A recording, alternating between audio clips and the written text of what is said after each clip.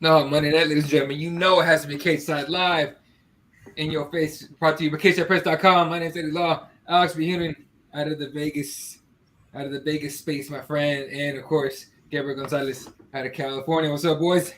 What's up, man? Not a whole lot. There you go. Played it this last weekend though for a card that everyone was saying was pretty thin. I mean, you were in the house there, Alex. Actually, it was pretty entertaining damn show. Dude, I mean, even the UFC shill, I was calling this card kind of mid, but at the end of the day, it was fun. It was good. Yeah, it was pretty good. A lot of things to talk about coming out of there, but I started off here with because we were talking about her right before, and of course it'll dig into the fight, but we want to give her a little bit of time just by herself a little bit. Felice Herrig, unfortunately, coming on the losing end of her fight against Karolina Kowalkiewicz, but retiring. She actually, took the gloves off, left them in the middle of the cage. She looked great. You know what I mean? Overall, but Gabriel, what did you think of that whole fight? And what is your thought when you think of Felice Herrig? You know what? So if you guys remember me before I was doing a lot of the on-camera stuff, people know that, look, I'm a big Felice Herrig fan. She's just always been cool. I think you got to give credit to Karolina. And I know this is obviously Felice Herrig centric, but both of those women obviously needed a win. Both of them were just in that position. For Felice, it's just one of those things. I mean, just almost seems to it kind of showed up just a little too early. Obviously got to be a part of Tough and everything. And, they're building the division. And then obviously it's just grown so much and she struggled with the injuries. So that's always tough to see happen to anybody's career. But no, look, entertaining. I think one of those first few girls post Gina Carano era that just kind of got the marketing part of it and just really brought it. And then it was, like I said, the fight itself, credit to Karolina. Both women needed it. Karolina was the one just more prepared. I think that the layoff, if anything, benefited her more than it benefited Felice. And that's just all she wrote.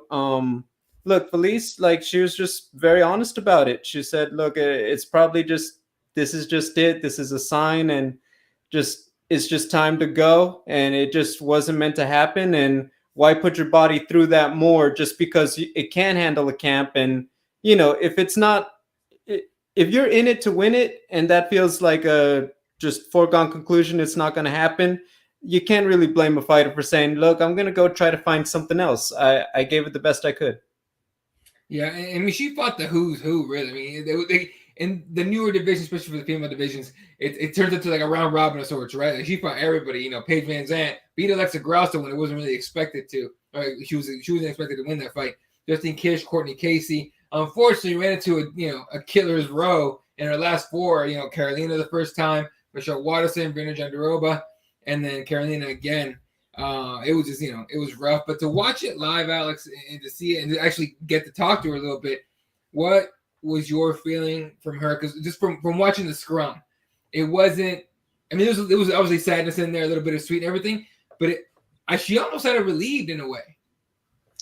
Yeah, I was very happy that she came back and talked with us. We requested that, and she was very brutally honest. She said, my first love was always boxing, and I never loved MMA. And she was a kickboxer before becoming a full mixed martial artist, and so it was very very honest, and I appreciate that honesty. I love when when fighters put their emotions on their sleeve and are honest with us, man. She's an OG. Been around for a long time. She will be missed. But I'm happy that she's, she lost 4 in a row, but she's going out on her own terms. She's not being forced to retire. She didn't get cut. Exactly. She didn't get cut. She probably could have kept going and had younger prospects keep making their name. But I think it was a perfect retirement fight because it was a rematch. She came in looking the best she's looked in a long time, weight wise. It's just, Carolina wanted it more, and I feel like if Carolina would have lost, like it was so weird. Like they both needed it, right? Obviously, right. but Carolina has looked awful in her last 5, right? So it was good to see her.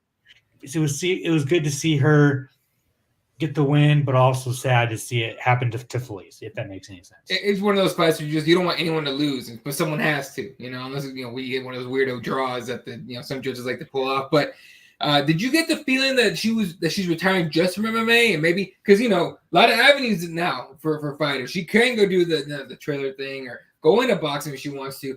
Glory's still around.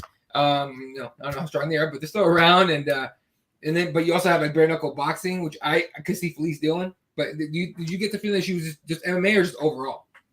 She said that she doesn't like when MMA fighters retire and then unretire. So I think she's done with MMA unless Eagle FC throws a ton of money at her. I doubt that Eagle FC will do that, but I could totally see her going to bare knuckle. I mean, her versus Beck Rollins would be fantastic. Boxing, I don't know. I don't know. I don't know what the market is for Felice Herring, but bare knuckle boxing, absolutely. There you go. All right, well, let's talk about the fight itself since we're on it. Karolina Kowalkiewicz calls herself the TNT from ATT. Even put in her walkout song, which I was pretty hyped when she walked out, dude. I was just like, okay, all right, let's go. We're no longer the Polish princess. We're legitimately a badass now. So just starting here with Alex, like the fight itself, you saw a taste of what she used to have, but she's mixed it quite a bit, right, with the ground game as well. I mean, she's looked as good as she's ever looked. I think that was her first finish in the UFC, right? I want to say it is. I think it was. Yeah, man, she looked good. I think that out of all the fights, I think that was the most heartwarming, best story to come out of this fight card. Because man, as soon as she won, she let out that scream, the emotion. Yeah. When she came back to the media room, you could tell she was teary-eyed. She was very happy to be talking with us. Yeah, I mean, I'm just so happy for her, and to know that Joanna hooked her up, set this entire fight camp up for her. Not only because they're both Polish, so that was cool, but also they fought each other, so I love seeing that. I love that aspect of the sport, man. And I don't know, I love that she got back in the win column because she told us, she said, I was fighting for my job, this would have been it. And man, she looked good. Yeah, and she was talking about I'm back, Gabriel. And do you think with the performance she has a chance to make another run at a title shot? I gotta say, for one, I think everyone should take her seriously when she comes back, looks that good. That being said, one step at a time. She does have a win over Rose Namajunas. I'm not saying that should be her next fight coming off of this particular victory. That being said, let's see how it goes. I think she's a little bit in the Michael Chandler mentality, maybe not here for a long time, but here for a good time. So take the best matchups that come your way. If it feels like you're on the fast track, yeah. If not, nothing wrong with just getting in there, testing yourself until the wheels fall off, which I think is her mentality at this stage of her career. Not saying that, look, obviously if it falls into her lap, if things, the stars align, what I mean, why wouldn't you? But I don't think that, oh, she's about to take on like the top 5 back to back to back and get that title shot. I wouldn't go that far. That was a pretty bad losing streak. You know what I mean? Yeah, she's got quite a bit to make up for there after 5 in a row, man. Yeah, she's got to show a little something here. I'm gonna go into the comments really quick. Chocolate Toast, what's up, dude? My boy Head Kick, what's good, dude? He says, I like to hear about Menderfield. May have spelled that wrong. Alonzo, well, fuck, let's just talk about that now. So, one of the more interesting and honestly bizarre, because you can't talk about the Alonzo Menderfield without talking about Askar Mozharov or Artur. What's his last name? He had like 2 other names. And just so he had like 5 other records. Yeah, ridiculous, right? So as far as Alex, correct me if I'm wrong, but as far as I understand, Askar Mozharov changed his name a handful of times in order to make the record look a lot better. So we went from like 25-7 to a couple days later, a day later, 21-11 to like the day before the fight, 19-12. That was already crazy. But when the explanation was that he fought in China and China isn't good at tallying up records and stuff, like it's all weird overall. So Alex, what was your feeling? And like overall, because I know you were in the building, everyone's like kind of like vibe on Askar Mozharov. Yeah. To be fair, China does have a very bad rap of not recording victories, losses, fights in general. There are I've talked to a lot of fighters who took fights in China and they have no record of them. But man, I mean, it was just so it happened. I think the day before media day. So thankfully, John Morgan asked him about it, and he was, came up with that China excuse. I mean, it's just weird. It's a weird situation. It's only in MMA, only in MMA, bro. Exactly. Yeah, I mean, and what's crazy? So the fight happens, right? And after the fight, Menderfield said that he was talking shit during the fight, talking trash, and it made the gangster come out of Menderfield. That was awesome.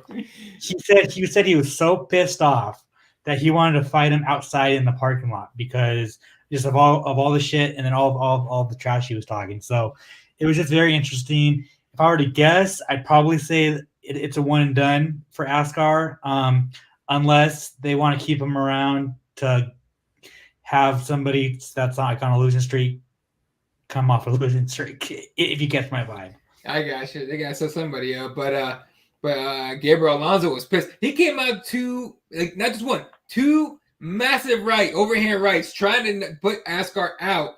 Then he employed the wrestling game. This overall, the feeling I had, Gabriel, was this is the most confusing fight I've ever watched in my life, because you just got the feeling that even Alonso was like, what the fuck am I doing here? I think the biggest thing you got to remember is that not every fighter on their UFC debut comes in on the, they say it a lot, like a 10-10 deal, 10 to show, 10 to win. Right. You have a 25 and something record and single digit losses, you're probably going to get signed higher than, respectfully, Alonso did when he got signed, right? Ooh, yeah. Okay, you got to think about that. It's like this dude... look, maybe he doesn't know his money, but it's like, that's how you cheat the system. You guys know this. That's how, hey, talk to any regional fighter. The more fights you get, particularly if you're winning them, the more money you're able to ask, not just from UFC. Talk to the other leagues. If you have 20-something wins and like 4 losses, I promise you are not negotiating for bare minimum. So I think that's where Alonso's gangster was coming from. Right. You could feel it, obviously, when Paul Felder tried to talk to him. And then in terms of his game, I mean, I think he's just one of those guys in that weight class. Just not everyone kind of comes in finished product, especially when you have so much more time as the bigger guys do in the game. You see more of the 35 plus, age athletes, and they're still kicking it. I mean, look at Andrei Arlovsky, guys like that. So I think Menderfield's a guy that we're just getting to enjoy seeing him mature, improve. And if I'm being quite honest, the 25-7 guy, maybe he's gonna give him a challenge. The 19-12 guy, Menifield got to have a showcase. Yeah, and that's what I felt like too. Once the record came out and everything kind of got explained in a way, I was just like, oh, okay, Menifield probably. I thought Menifield's going to feel disrespected, or he's going to go in there going like, oh, it's going to be easy. I mean, he tried to make it easy. It somewhat was. I mean, so as soon as he got him in the crucifix, you could tell Askar either didn't see it coming or didn't know what to do with it because he didn't even try. Like once he got put in, I mean, he tried, but he didn't. Ate a bunch of elbows. So, so we're all pretty much assuming it's kind of a one-off for Askar. More than likely, yeah. More than likely. Okay. Yeah, because that's what Head Kick said. He goes, nah, he gone. All right. There you go. I wonder if Dana White would be like, look, I know you're full of shit and your coach is all lying and everything. Let's try it out on Dana White Contender Series. Like, I could see that getting thrown in there maybe. I mean, it's not a terrible idea. I mean, that would be first, though, like, demoted. Like, you already... Saying. But, okay, so here's the thing is that, remember, you would literally have to be cut from the UFC roster because he already has. No one signs a one-fight UFC deal. They sign him like 4. You win and all that. It goes up. That would be unprecedented. I almost feel like not Contender Series, but I mean, and also this was heavyweight, right? Light heavy, yeah. Light heavy. Okay, then maybe that opening is there. The Ultimate Fighter. Road to Redemption, but I wouldn't say Contender Series. Oh, okay. Oh, fair enough. I thought I don't know. Right after the fight, I was like, put him in DWCS and see what happens. But you're right. Oh, Tank in the house, Marty. What up, boys? The single card pay-per-view better not be. It's definitely a pay-per-view. And we'll talk about that here in a few minutes. But other fights we're going to talk about on this one, Jeff Molina.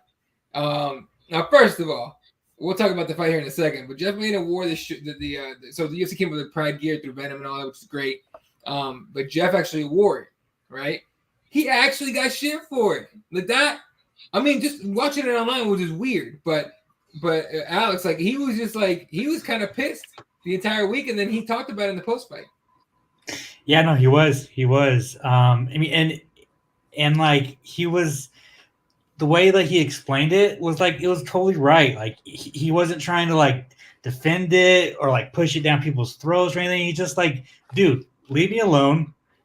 Like be a decent human being and fuck off. Basically, I mean that's just like what it was. And I mean we all know that MMA has a lot of toxic people. A lot. It's the Wild Wild West. Right.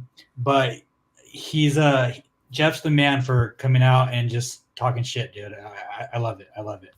Yeah, Chocoto says those were just trolls hating as usual. But let's talk about that 30-27. So the fight itself, starting with Gabriel. Before we put up the card on here, obviously you know who won. But who did you think won that fight before they read the scorecards?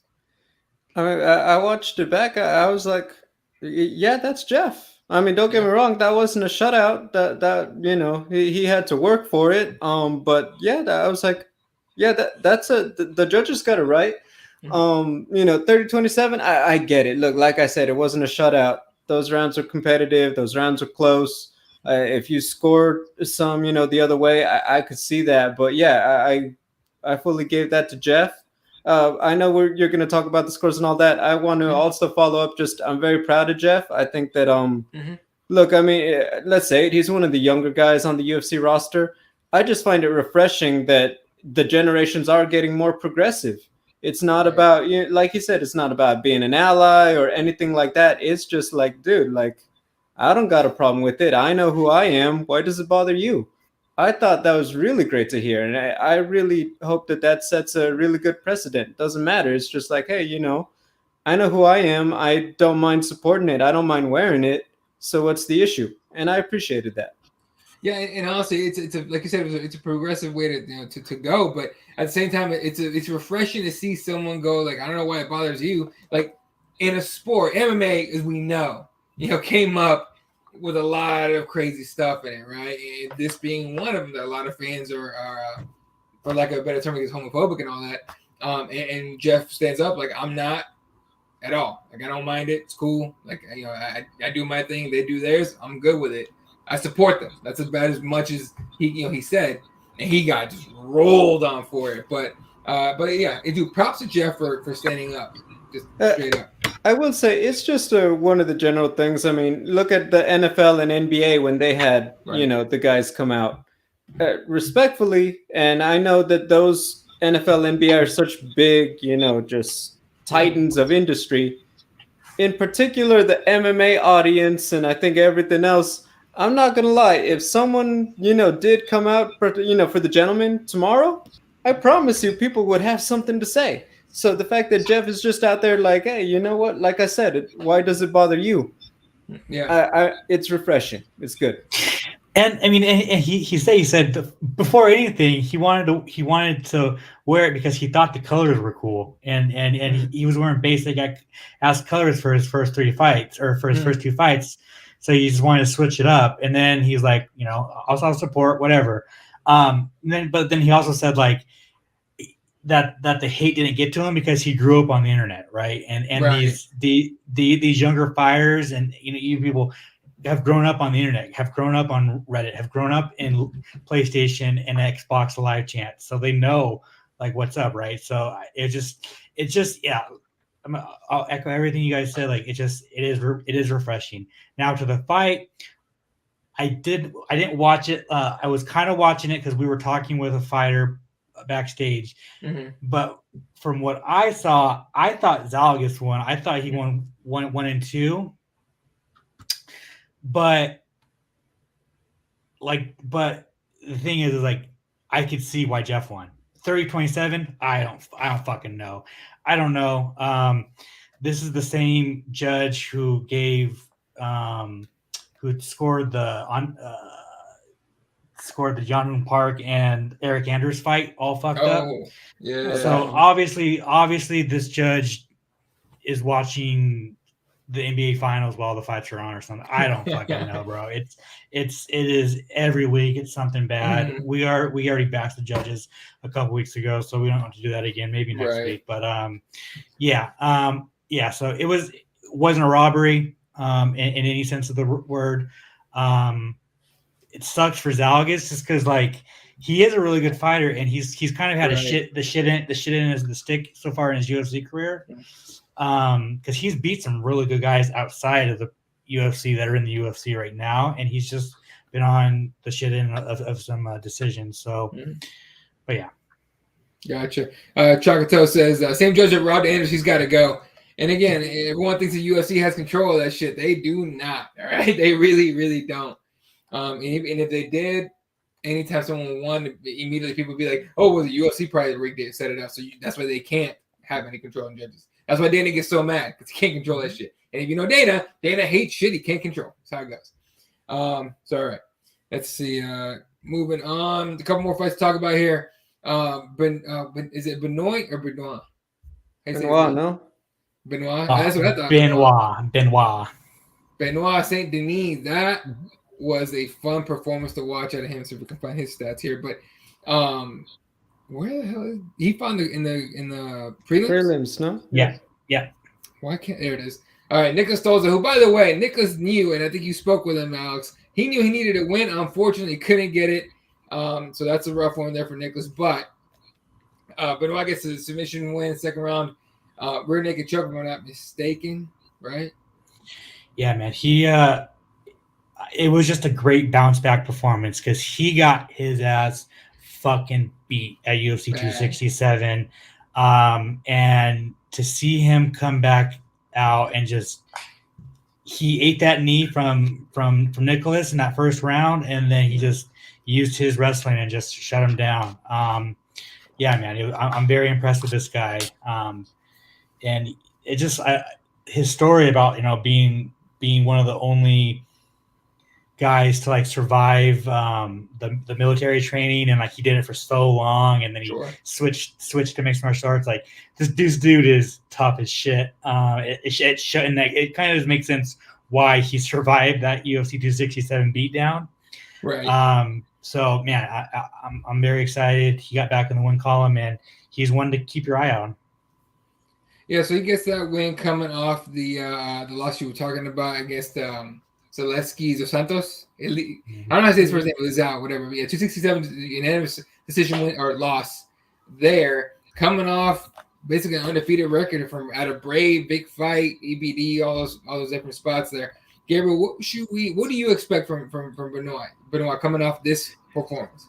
I mean, what you got to remember I always mess up Elizur Zaleski dos Santos, like Easy DS. That was a guy who was also on a roll, who was also knocking on the door of title eliminators and all that. So that's still a tough guy for, Mr. Benoit. I mean, look, once again, this doesn't jump him to top 5 status and all that, but I think just another tough guy, and then let's start talking about rankings and numbers and all that. But look, I mean, you do what you're supposed to do. You were up against tough vet, didn't happen. Let's get another one in there and let's just keep it going. Yep, there you go. And unfortunately for Mr. Nicholas Stolze, he probably punched his ticket out the UFC with that one. So that's unfortunate for him. Yeah. Now, last fight to talk about on this one, Movsar Evloev. Dan Ige is that dude, right? Dan Ige is that dude. Movsar came in and said, "Yeah, thanks, hold my beer." Now, he didn't finish him, but man, and I know Dan, win or lose, he always comes out looking a little rough. He put it on Dan badly. What do you think of that fight, Alex? And what was your feeling afterwards? Movsar saying repeatedly, "I'm the next champ." Man, if you didn't know, now you know. For everyone who was doubting this dude, I think I tweeted like Danny has fought a killer's row, bro. Look at his resume. No one has done that to him. And he's Calvin Cater, Korean Zombie, name him. Movsar beat him down. And I think he probably would have finished anybody not named Dan Ige. So it's just crazy, man. Yeah, he is a contender now, and I think that's just what everybody was kind of waiting on. Like we all knew how good he was. He just needed that name, that top level contender, and he got it. So I would like to see him fight Bryce Mitchell, even though they probably both should fight a top 5 guy, top 10 guy. Mm-hmm. He wants Arnold Allen in London. That's not happening because Arnold Allen's not fighting in London. Mm-hmm. But I love that Movsar versus Arnold Allen. Although Arnold Allen deserves someone. I think that's what's so rough about these. Is like everyone deserves a top 10 ranking or a top 10 fighter, but it's tough. Yeah, Gabriel, we're looking at Movsar's going to be number 10 today or tomorrow whenever the rankings come out, but he's probably going to be number 10. Arnold's number 6, so that like Alex said, that fight's not going to happen. The other fight that was mentioned, and I want to say Alex brought it up in the post fight talking to Movsar, Bryce Mitchell's ranked number 9. And Bryce Mitchell is begging for a fight at this point. He's like, please fight me. Anybody, fight me. Do you like that fight? Okay, if I'm just watching TV, I love it. Heck yeah. Who doesn't? Right. If I am managing either person, no. Bad idea. Get someone else. Come on, what's wrong with you boys? That's just the way it is. Yes, on paper, yeah, great television. Let's get it going. I think when I see these, and that's what makes Sarukian and his opponent coming up. I'm sorry, I blank on off the top of my head, but you rarely see the. Say it again. Gamrot, yeah, Sarukian and Gamrot. Thank you. We rarely see these guys actually fight each other before it's title eliminator or championship. Why? Because the UFC likes to have multiple guys going up the ranks. That way you could have some more fireworks when you actually book them. Bryce and Movsar, yeah, that's a great fight, but I almost feel like you want them to keep winning as much as possible to make that fight bigger if and when it does happen. Similar to Adesanya Paulo Costa. Like, they fought 3 years after when everyone was saying, let's just make this one. No. And look how big it was. Same point. Very true. No, it's actually a really good point. I hadn't even thought about that, but look, if we ever get to see that fight, that'd be dope. And then just real quick, because we sort of have to the main event. First question for both. I really thought you were going to forget that, Eddie. I was like, we're really about to just not talk about the main event. You know what bothered me about it is at first I thought the finish was early. I really did. And then watching it, because I'm live tweeting this thing, right? So I'm like literally watching tweeting. So I thought it was like it was an early fucking stoppage. It was a bad one. And then watching it back, it was a good stoppage. but anytime the ref is questioned in any way, to me it kind of takes away from the fight there. Gabriel, what did you think? Early stoppage, on time, or late? Early stoppage or on time?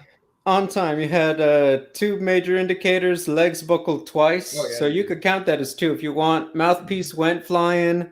Jairzinho, not really in the defensive stance. He was in the turtle stance, turned to the side. That's pretty much, that's enough indicators, particularly a heavyweight, where they could do the most damage than any of the other athletes on the UFC roster. That's, to me, okay stoppage. Now, did Jairzinho walk it off? Feet under him, eyes clear? Yeah. And I get that if you're Jairzinho, but you know that when you have all that stuff happen, they kind of say it all the time. You got to show me you're okay. Yes, you're hurt. Yes, you're in trouble. But it's like when your mouthpiece is out, you've already been, semi-dropped twice. It's hard to defend that. Pretty much so. Now he's two losses in a row. Blades and now Volkov.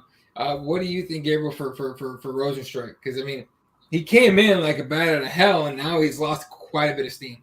I mean, he lost to Curtis Blades. He lost to Cyril Gahn. Gahn just fought for the title. Curtis has been right there. Most people say he should be fighting for the title yesterday. He's been up there, and the Derek Lewis fight and all that. But look, he's been right up there for a long time now. So I don't think we should take that as like, oh man, this is okay. Sure. Didn't live up to the hype, any of this other stuff. No, he's fighting top level guys. Mm-hmm. So I think that maybe wait for the right style matchup. Don't be looking to run back in there just because you are healthy, and then just focus on that. But I do think I don't know if another headliner is necessarily going to happen for a minute unless he turns this around. No, agreed. And he had a row of guys that he took out that were super impressive. Alistair Overeem, Andrei Arlovski, just off the top of my head. But moving over to Drago, to Volkov there, Alex.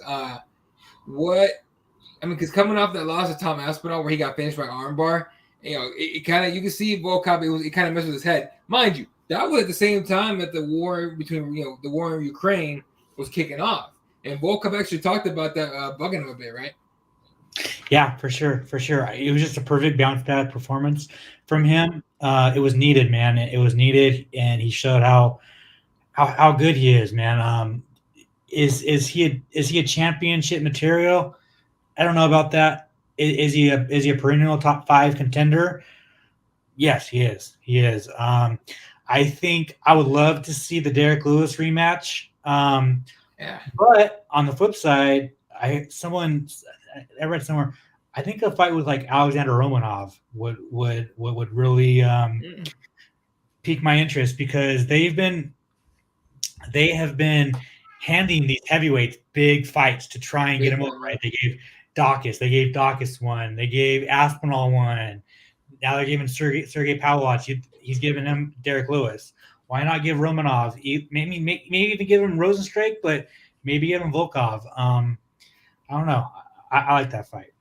Yeah, I just remember, for anyone that was shitting on Volkov, saying he's washed or anything. First of all, Jairzinho's not washed either, just like Gabriel made this point. But Volkov was definitely never washed. Just remember, he was the first one to hand Greg Hardy his first legitimate UFC loss. Okay, and everyone was happy as shit about that. Okay, so settle down, people. So what do you think is next there for Volkov? Romanov, you suggest it's a good one. Are we looking at a guy that a couple more wins and probably maybe get a title shot with John? I'm not saying he fights John Jones, but John Jones is waiting, allegedly waiting in the wings. We're waiting for Stipe to come back. Francis is still recovering. Sergon's still there, and all those other guys. What do you think? I think, so just wait a minute, to be honest, if you're Volkov.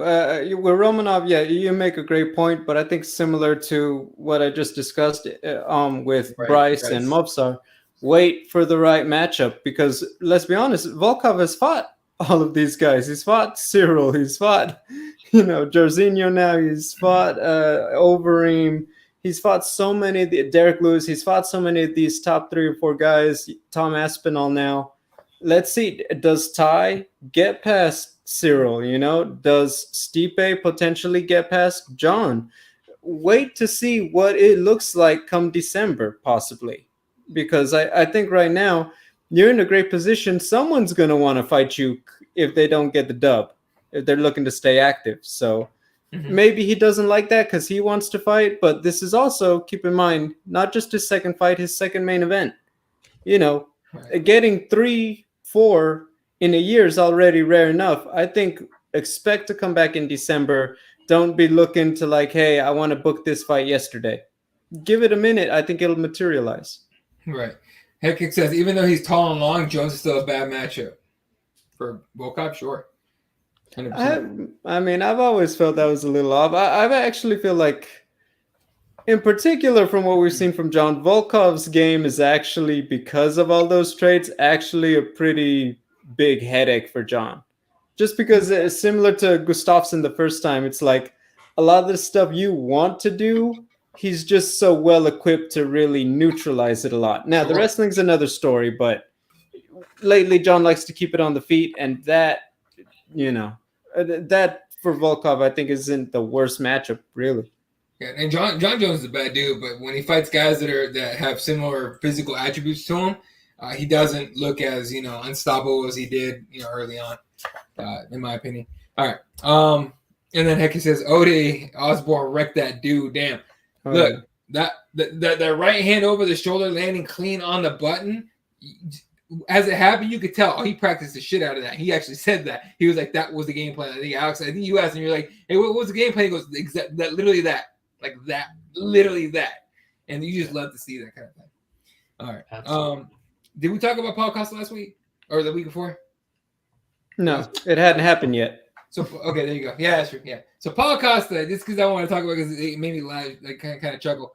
And I know everyone's heard the story already, but Paul Costa actually went to go get his vaccine. And they filled out his card, and before they stuck him, he tried to grab the card and run out. He allegedly elbowed a nurse on the way out. Gabriel, what do you think? What do you think of that? It's a silly thing to do, in my opinion. But it just makes him. I mean, he's like the best MMA or troll out of the UFC on Twitter anyway, in my opinion, as of right now. But as far as the kind of stuff he says and does, it's just like another dumbass thing for Paul Costa to do.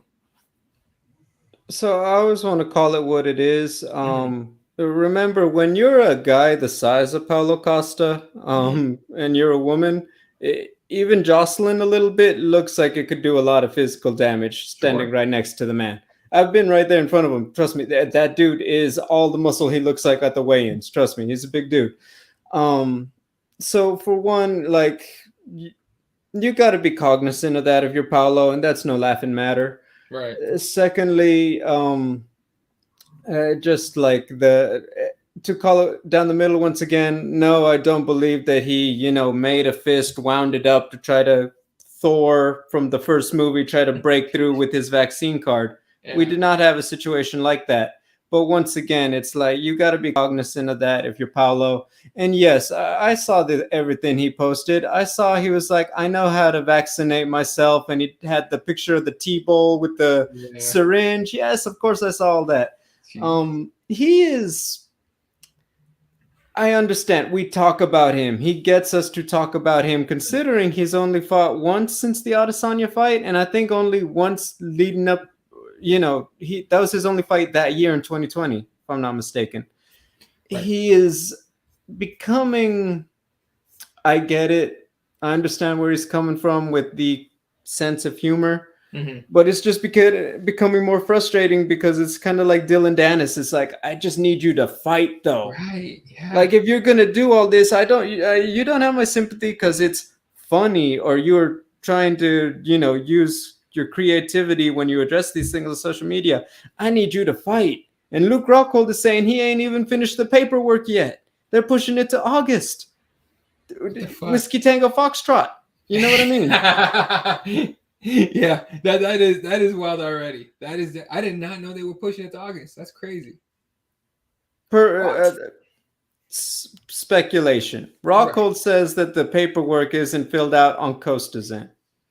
Yeah, that come on, man. Podcast ain't serious. I don't know. In my opinion, Alex, what did you make of the whole situation? I laughed about it when I first heard about it because I thought it was bullshit. And then, you know, when he started making the jokes, I'm like, okay, there's something there because he's trying to clown it. Yeah, I mean, he's just trying to vilify himself and go the Colby way through broken English. So it's I'm one of those fucking Twitter I love it. I love his fucking. I'm one of those trolls, man. I love his shit. But to Gabriel's point, yeah, I mean, this dude is a huge human being, and even just a little like get away from me kind of a thing, he could probably send a little girl flying. So you know, I don't know I don't think much is going to come of it because it happened in Brazil. Did you guys see his video where he had the evidence?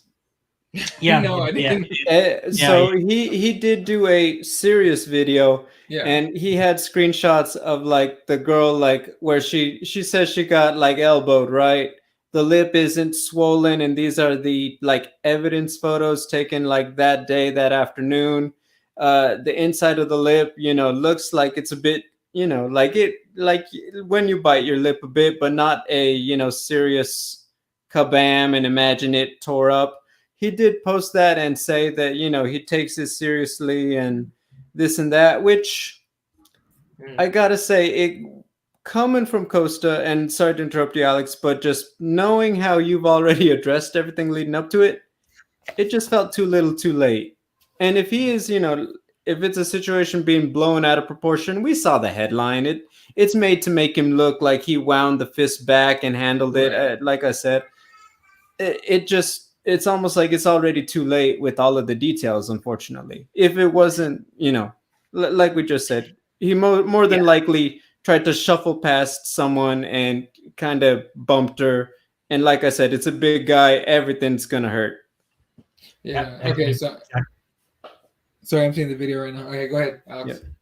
No, I mean, Gabriel just explained it perfect. It's exact. I was gonna just echo it. It's exactly what happened. He probably just kind of went like this, like get off me, and it hit her. Although the fucking, of course, the media is gonna, you know, spin it up and say that he fucking, like, you know, give me my vaccine. Like Chris Hemsworth, Thor 1. Y'all remember? That's what people don't understand about once, you know. Once media went to 24-hour news cycle, it's not necessarily because everyone wants to be first and everyone wants to have the exclusive and everything. It's become like an overreaction, right? Like a lot of times the story goes from this, you know, fucking nuke went off. This is insane. This is so crazy. And all of a sudden the real story comes out and they don't apologize. They don't take it back. They don't make a correction. They just go, it's like, authorities say it was just a, you know, bottle rocket or whatever the fuck. It was M80. It wasn't a nuke like we reported it. That's what it is, man. People need to understand that stuff. Wait for the. I never. You know, I like to say I'd like to wait for the real story to come out, the facts when everything's investigated. So. Well, Eddie, you're one of the few people in MMA media who's actually worked real news, right? Not a, you know. Well, I'm not gonna say that, but put it this way: I don't know very many guys who actually do that, you know. Right. That, and unfortunately, with crime and stuff, like. You're guilty until proven innocent nowadays. You know? Yeah. When you're in the news, yeah. 100. I got some stories from the newsroom back in the day, dude. Where you'd be sitting there going like, really now? Okay, this is what we're doing. Okay, all right. This weekend coming up. Actually, no, real quick. Anybody else see that thing about Tito? Because I posted it in the Slack like right after I saw his tweet and he deleted it. You guys see what happened to him? No. Oh yeah. His house got broken into. Unfortunately, his house got broken into and everything. But Chael Sonnen had the best take on the whole thing. Now, no one got hurt or killed, so you know it's just stuff. You can replace stuff. So you know we're only making fun of the story because Chael Sonnen comes out and says like, yeah, they broke in when they saw the lack of stuff or whatever it was. They left him $20 and a few scratch tickets, and I'm like, damn. Dude, Chael Sonnen continues to 10-9 Tito, like constantly. It's hilarious.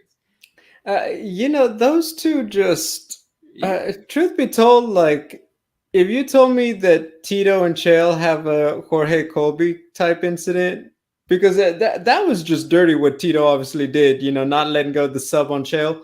But my goodness, I'll be honest. I thought either he got hacked or I'll tell you an awkward thing that happens. Like I'm walking through Walmart, I'm walking through electronics, and there's Tito in the discount DVD section. Like he had like a direct to disc movie come out, and there he is, like being a soldier fighting robots or something. But I'm like, you go from UFC Hall of Fame to direct to video. That can't be the best feeling, Yeah, he's. I'll give him this. He's made a lot of interesting moves. My point is, I thought it's like, well, are you just kind of like the sales weren't good, so you decided let's just get lit and get on Twitter? That's what I thought you were referring to. I did not see all that. No, okay, yeah, no, it was. Now I have to. Crazy. Yeah, you got to go look at it because I got a good laugh out of Chael. Like Chael, and Head Kid go. Chael's the GOAT. Like no one talks like Chael. No one, honestly, nobody talks like Chael. So yeah, so that was just something I thought I want to see if you guys saw. And then Tito, real quick, talked about he wants to come back to the UFC and have a retirement fight. We're pretty sure it's 0% chance of that ever happening, right? Never say never, as Gabriel likes to say. Never say never. I would not mind him coming back for one fight, like sign a one fight deal and retire. Fuck it, I don't care. I think I'll say you gotta settle for the fact that don't try to go on pay-per-view. I have covered both of Tito's retirement fights. Let me just tell you right now, I know the tea. I've seen it. My thing would be, if you're Tito, you gotta go with like an Eagle FC and just like really just take the best deal you can and just take it on free television. Don't try to break the bank. Don't try to pull all this. Get not Chuck Liddell specifically, but someone of that in the vein, and just call it macaroni and just take it. But UFC, he's not going to get a fight night retirement. He's trying to get on a pay-per-view, and I think everyone unanimously knows that's not going to work. Yeah, no way. All right. Well, let's talk about UFC 275 this weekend out of Singapore. Obviously, none of us are there because that flight is. Boy, I was looking at that.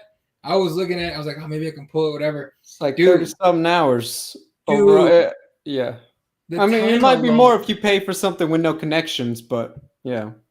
Still, dude, you need to look. If you're gonna take a flight that long, you'd probably want to pony up for something like a decent, business class or something, because you do not want to be in coach for 37 hours. That's insanity. But UFC 275 headline by Glover Teixeira getting his belt against Yuri Prochazka, right? Am I right on that? Prochazka, thank you. So Prochazka against Teixeira for the light heavyweight title. Alex and Bane, if you guys don't know, Ben the Bane Davis on Twitter and I think Instagram too, had a little live earlier, and I jumped on there, and we had a bit of a back and forth here. Bane and myself believe Glover Teixeira will pull off the win.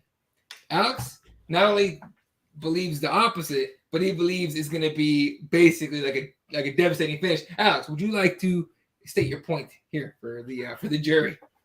I just think he's going to come out and knock Glover Teixeira out. I don't know if it's going to be like as quick as Rumble's infamous knockout, but I think 3-4 minutes.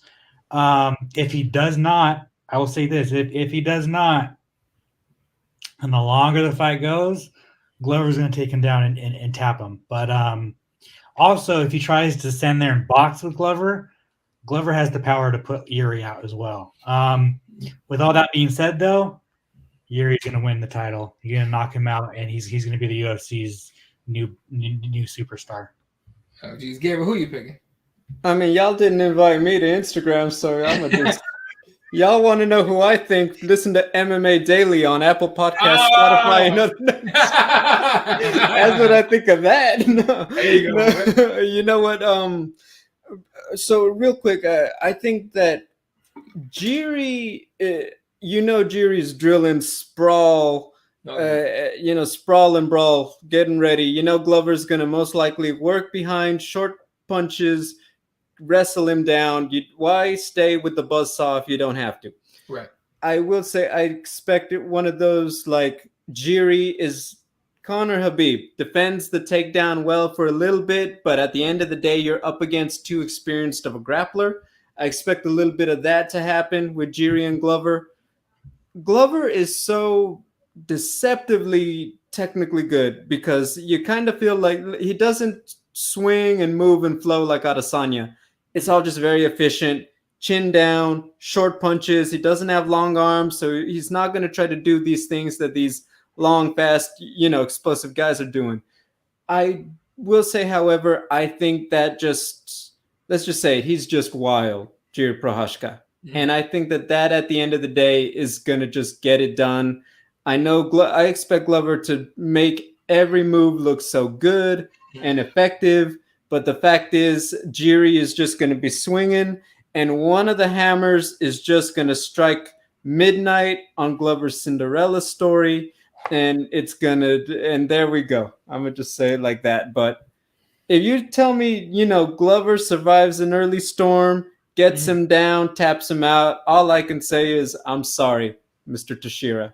I apologize, and I will be fully in the first car on the train come November when you're at MSG. Oh, Jesus, dude. All right, so old man jiu-jitsu, dude, I'm telling you right now. Unless Jiri lands a devastating flying, like jumping knee on that's what I imagine would happen, right? Glover, like you were saying, goes in there with a short box, whatever, try to get in there, clinch, drop for the double, take him down, beat him up on the ground, and take his neck. I think Jiri, like you said, sprawl and brawl and everything. I think one of those flying knees could catch Glover. If that doesn't knock him out, though, and that fight keeps going, old man Glover, man. Old man, I do not doubt old man Glover at all. Yuri's got a round at most to me to make it happen. This the way I see it. Is Jiri's rise because this is more than a year since he fought Dominic Reyes and got that knockout. Only has 2 UFC fights. Should this rise be celebrated and talked about as much as Khamzat Chimaev's? So yeah, it should. It's two pretty goddamn good finishes against No Time, Volkan Ozdemir, and then Dominic Reyes. Yeah, I mean, my one thing about it is that Khamzat, you kind of feel like, look, he's kind of replicated his success in UFC until Gilbert Burns, but you felt like he wasn't facing, competition on par with him before he got to UFC. Jiri, just because most people in the Western Hemisphere, if you're MMA fans, don't watch Rizin, his body of work largely that the UFC is essentially rewarding him on, most people just haven't watched it. Most people don't comb through YouTube to go through old Jiri Prochazka fights in Rizin. Yes, there are many diehards, but the general audience that, only watches their favorite pay-per-views, they're probably not watching all these old Jiri fights. So I will say that you got to give him credit. The UFC is rewarding him largely on something a lot of the fans, I think, haven't seen, and just on the fact that he's light heavyweight Gaethje. And I think that's pretty cool. Yeah, no, and actually had his record up here because like you were saying, no one looks at his rising record. He's knocked out the Bellator lightweight champion Vadim Nemkov. He lost to King Mo and then got it back with a knockout. Beat Carl Albrechtsen, who's in Bellator, who won his last fight. He's up there too in Bellator. Mm-hmm. Yeah, 100%. Bruno Cappelozza, he knocked him out. Who else? Fabio Maldonado, sure. Fabio Maldonado has been 80 years old forever, but he still knocked him out. Everyone kind of knocked out CB Dalloway. Sorry, CB, I know you're an Arizona guy, but I apologize. But no, the betrayal. I'm not an Arizona State guy. Anyone that knows. Anyway, but Alex, what did you think on what were you going to say? Because I know you were going to say something. Yeah, no, I mean they should be hyping him up as much as Chimaev. The only difference is Chimaev fought 3 times, right? And that's what that was his allure. Right. Although you could say that Jiri has better wins on his resume than absolutely. Than Chimaev, you know what I'm saying? So I think it's just him fighting once a year, which sucks. I fucking hate that he's only fought twice in the UFC, but when you look at his style, he has to take time off because he takes damage to give damage. Yeah. But man, I think if he beats Glover, he is a superstar in the making just because of. I was talking with somebody today, like it's like as if you grabbed a fucking samurai and you put him in a cage. Yes. You know what I'm saying? Yeah. It's just you love it. He's love it. He's the warrior spirit. He's different. His fucking hair. It's just like he's so cool. He's so cool, and I think he's so cool and weird that it can cross over to the general public, to the people who watch Sports Center. You know what I'm saying? Like they see this weird guy and they're like, "Who's that?"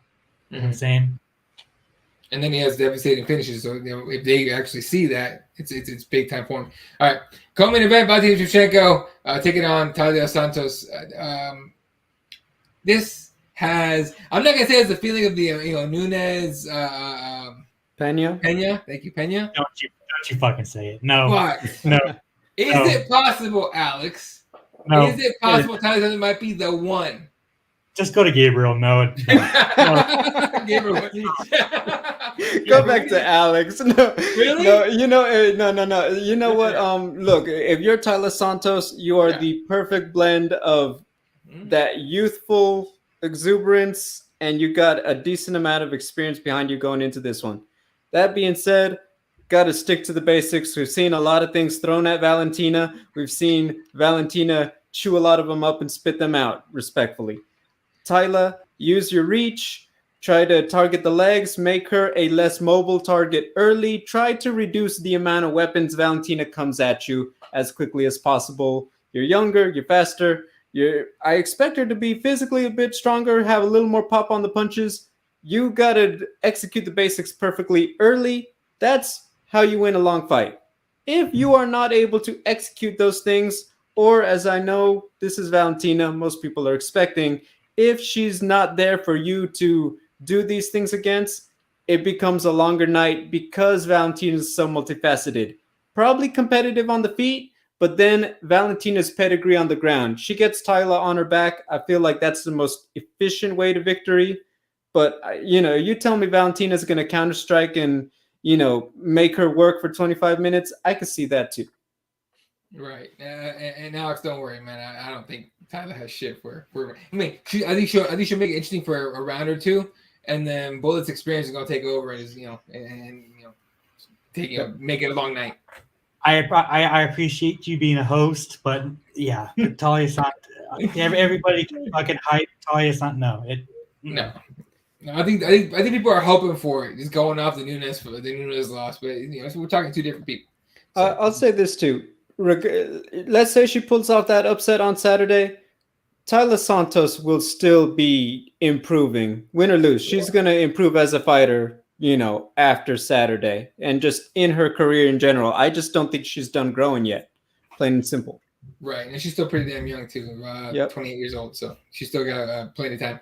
All right, and then just very quickly, because we're pretty much out of time here. Zhang Weili against Joanna Jędrzejczyk. The return of Joanna champion, well, no longer champion, but I still like to call her Joanna champion. What are you guys expecting out of this fight, man? That first one was unexpectedly insane. Unfortunately, it's not going to live up to the expectation of the first one. It is, and then as soon as the fight happens Saturday, people are going to say that it fucking sucks, and it is. It's just the expectation. It's not going to happen. Sorry. And man, I mean, you have to kind of lean Weili's way just because she's been more active, right? Sure. But I don't know, man. I just have this feeling that Joanna is hungry again. She sees a title opportunity in her future. Because that's only like she wants to come back for titles, and if she beats Weili Zhang, she'll fight Carla Esparza at the end of the year. Absolutely. I just think that she's hungry. She's been in the gym. She's been training hard. I've talked to a lot of American top team fighters. They say that she's looked really good. Obviously, teammates they're gonna say that she's looked good. But man, I'm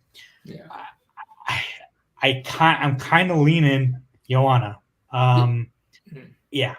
Do you think the hunger she had before, because it seemed like she was, first of all, no one really knew at the time, but coming out little details here and there of how kind of crappy life was while she was champion, while she was coming up, and her personal stuff. Right now, she's happy with herself. She's really happy, like she's super positive and everything.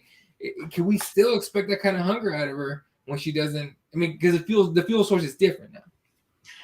I mean, it's hard when you silk sheets kind of deal. Yeah, exactly. It's and for me, looking in on somebody, it's hard to to see someone get motivated when she has money. She doesn't have to fight anymore because she makes money off her Instagram. She's coming back for legacy. She's coming back for titles. Man, I don't know if she's as hungry as like her first run, but I think whenever she steps in that cage, she's coming to fight, and she's coming to give it her all. I think that's one thing everyone can say about Joanna is she comes to fight, she comes prepared. Yeah, man, it's going to be very interesting. So you taking Joanna in this one? I'm leaning Joanna. Yeah, whatever you get, who are you picking?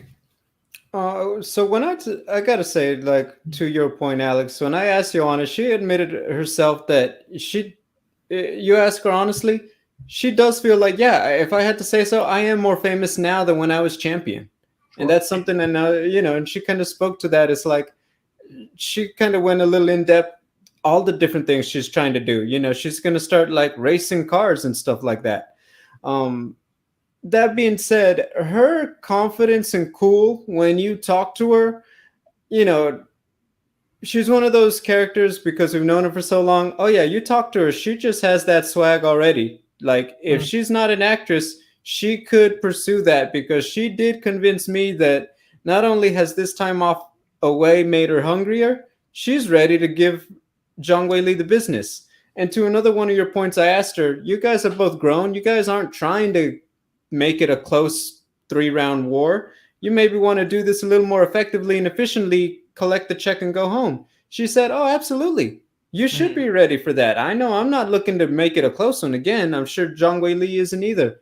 That being said, to speak to Weili, she's playing the gamble. She's been really quiet, hasn't really talked to anybody really with interviews. That works one of two ways. Oh, she went to the lab and she's going to go out there. She's going to call out Carla Esparza and we're going to be like the return. Or, suddenly all your hype just really starts to plummet as opposed to just gradually die down because you were kind of out of the picture for so long and then we just see you for a minute. That said, I've always felt like Joanna's game against Zhang Weili's more often than not should work. Her ability to stay on the feet, her ability to get in and out, not be there for a lot of the weapons that Zhang Weili, I think, tries to use. So I also got Joanna in this one. That was a longer answer than you probably wanted, so I'm sorry, but I really want to talk tonight. No, I appreciate it, dude. I'm leaning with Zhang Weili on that. Just off the training at Fight Ready with Henry Cejudo and all that. Although her people wouldn't want anyone like Alex taking pictures or anything, right? That is true, but also she's been in Thailand. She's been in Tiger Muay Thai. Okay, this camp. Off that very quickly, and now very, very quickly. I forgot who said it. I want to say it was Aljo. I'm not 100% sure, but there's a thought process that USADA is not that great at getting to Thailand to test fighters.